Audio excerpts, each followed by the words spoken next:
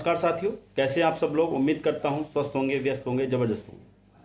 तो साथियों, बात करेंगे छत्तीसगढ़ सहायक शिक्षक भर्ती जो सीधी भर्ती है उसको लेकर के कुछ अपडेट्स हैं, उस पर बात करेंगे।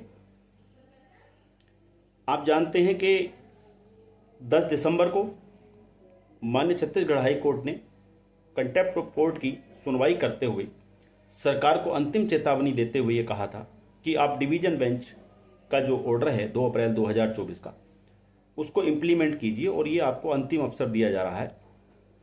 उसी के अनुपालन में 30 दिसंबर को शासन ने जो है डीपीआई को पत्र लिखा कि त्वरित आप जो 2 अप्रैल 2024 का माननीय छत्तीसगढ़ हाई कोर्ट का निर्णय है उसके अनुपालन को लेकर के त्वरित कार्रवाई करें और उसके लिए हमें सूचित भी करें। ठीक उसी दिन डीपीआई ने जिला शिक्षा अधिकारियों को बीएड की नियुक्ति निरस्त करते हुए और डीएड को नियुक्ति देने के लिए आदेश जारी कर दिया था। यह आपने सबने देखा। जैसे ही बीएड को लगा कि अब जो है हमारी नियुक्ति बचने वाली नहीं है, जब सरकार को इस तरीके से कड़े निर्देश दिए गए, पहले 10 दिसंबर को उन्होंने नियुक्ति की जो डीएड की लिस्ट थी वो पेश की, उसके बाद 10 दिसंबर को इस तरह का आदेश आ गया, तो उसको देखते हुए बीएड को लग गया कि भाई अब जो है हमारी नियुक्ति खतरे में है, और वो लगातार जो है फिर सरकार से अपनी नौकरी बचाने के लिए मांग करने के लिए सड़कों पर आ गए और धरना प्रदर्शन, वो सारी चीज़ें आप देख ही रहे हैं जो चल रहा है। इसके साथ साथ ही डीएड को कहीं ना कहीं ये आशंका है कि भाई बीएड जो चयनित बीएड हैं वो माननीय छत्तीसगढ़ हाई कोर्ट की शरण में जा सकते हैं, और कहीं उन्होंने कुछ तथ्यों को छुपा करके और वहाँ से कोई इस तरह का इंटरिम रिलीफ या इस तरह का कोई ऑर्डर ले आते हैं तो फिर हमारी नियुक्ति आगे टल सकती है या उसमें डिले हो सकता है या कोई और अड़चन आ सकती है। इस चीज़ को देखते हुए जो वहाँ के डिप्लोमाधारी हैं, डीएड डिप्लोमाधारी हैं, उन्होंने जो है छत्तीसगढ़ हाई कोर्ट में एक कैविएट लगा दी है। इसके साथ साथ आप देख रहे हैं कि जो बीएड की तरफ से धरना किया जा रहा है उसमें जो है पक्ष और विपक्ष के राजनेता वहां पर जा रहे हैं और अपनी सहानुभूति वहां पर दिखा रहे हैं। इसके साथ ही सरकार ने बीएड की मांगों को देखते हुए एक कमेटी गठित कर दी है जो इस पर काम करेगी कि बीएड की जो नौकरी है उसको कैसे बचाया जाए या उसको कहीं कैसे समायोजित किया जाए।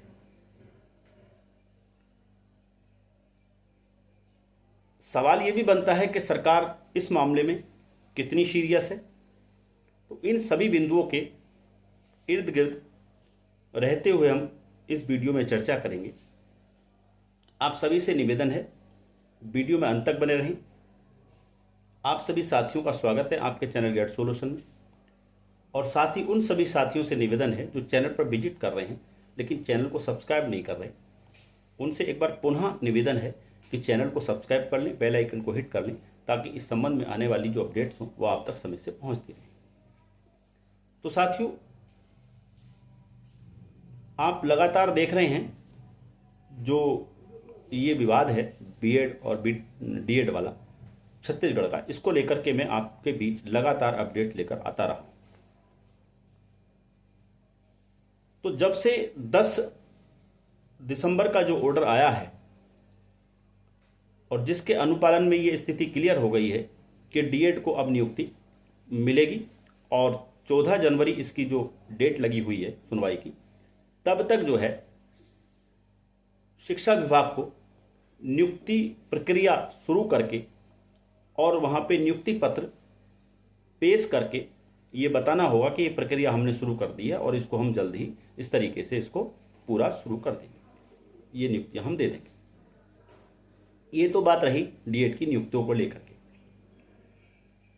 अब बात करते हैं कि जो बीएड लगातार धरना कर रहा है उसमें वहाँ पर जो है जो राजनेता जा रहे हैं और वहाँ पर जो है अपना राजनीतिक लाभ को देखते हुए वहां पर जो है उनके साथ सहानुभूति रख रहे हैं। और आपने ये भी देखा कि जो पिछली सरकार में मुख्यमंत्री, भूतपूर्व मुख्यमंत्री बघेल जी वहां पर पहुंचे और उन्होंने भी वहां पर अपनी बातों को रखा। तो सवाल ये है कि बघेल जी की अगर हम बात करें तो जब ये गवर्नमेंट में थे और जब ये मामला माननीय छत्तीसगढ़ हाई कोर्ट में चल रहा था, तो उस समय जब इनके एडवोकेट से पूछा गया था, सरकार के एडवोकेट से पूछा गया था कि क्या आपके पास पर्याप्त संख्या में डिप्लोमाधारी हैं, डीएड डिप्लोमाधारी हैं, तब इन्होंने कहा था कि हाँ, हमारे पास पर्याप्त मात्रा में डिप्लोमाधारी हैं। तो ये कितने सीरियस थे बीएड को लेकर के, ये आप इस बात से समझ सकते हो। आज भले ही कुछ कहें, ये अलग बात है। तो सवाल ये है कि जो राजनेताओं की सहानुभूति है, क्या वो बीएड की नौकरी को बचा पाएगी? सहानुभूति दिखाना एक अलग बात है और एक्चुअल में स्थितियों का होना एक अलग बात है। बात करें जब माननीय छत्तीसगढ़ हाई कोर्ट में कंटेम्प्ट ऑफ कोर्ट की सुनवाई नरेंद्र व्यास जी कर रहे थे, कि बेंच में चल रही थी, तो सहानुभूति तो उन्होंने भी वहां दिखाई थी। ऑनरेबल जस्टिस नरेंद्र कुमार व्यास जी ने कहा था कि भी बीएड को हटाना कोई समाधान नहीं है और इनको जो सरकार चाहे तो उनके सरकार के पास राइट्स और पावर है, वो उनका इस्तेमाल करते हुए इनकी नौकरी को सुरक्षित करें। ये चीज़ वहाँ पर सहानुभूति वक्तव्य आया था, लेकिन क्या ऑर्डर में आया? वो चीज़ ऑर्डर में कहीं मेंशन नहीं किया गया। अब सवाल ये है कि सरकार कितनी सीरियस है इस मामले में। भाई कमेटी गठित की है तो सरकार कितनी सीरियस है, इसको आप इस तरीके से समझ सकते हैं कि जो बीएडी और बीटीसी वाला मामला था छत्तीसगढ़ हाई कोर्ट ने, जो छत्तीसगढ़ सीधी भर्ती वाला जो मामला है, ये पूरी तरह आईने की तरह साफ था।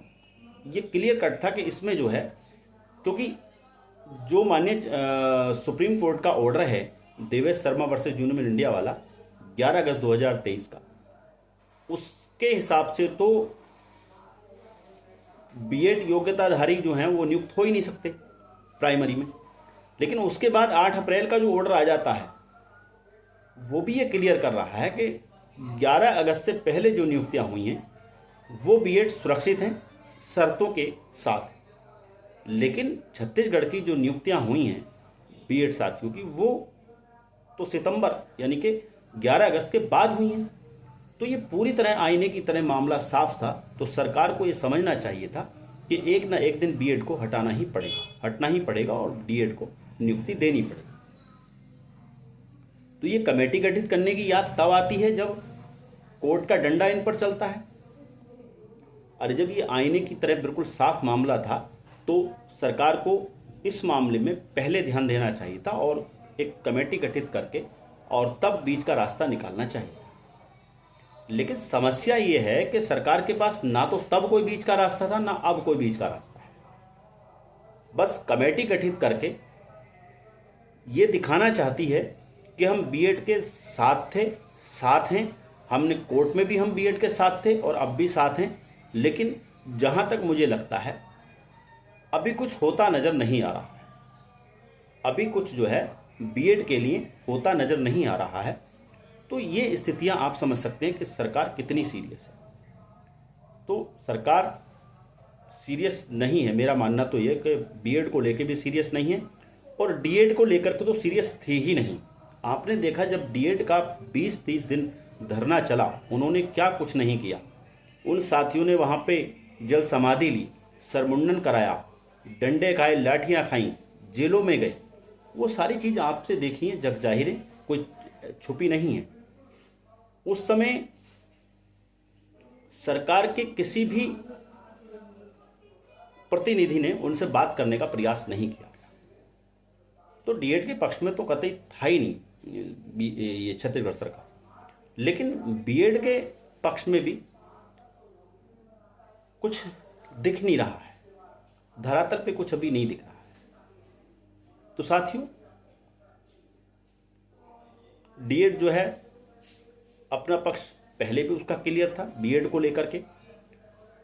जब धरना प्रदर्शन चल रहा था तो मीडिया में बाकायदा जो डीएड डिप्लोमाधारी थे उन्होंने ये बात रखी थी कि बीएड को छत्तीसगढ़ सरकार कुछ बना दे, डीएम बना दे, कुछ भी पद पे समायोजित करे, हमें उससे कोई लेना देना नहीं, हमें अपनी नियुक्तियां चाहिए। आज भी डीएड वही बात कहता है कि हमें उससे कोई लेना देना नहीं है।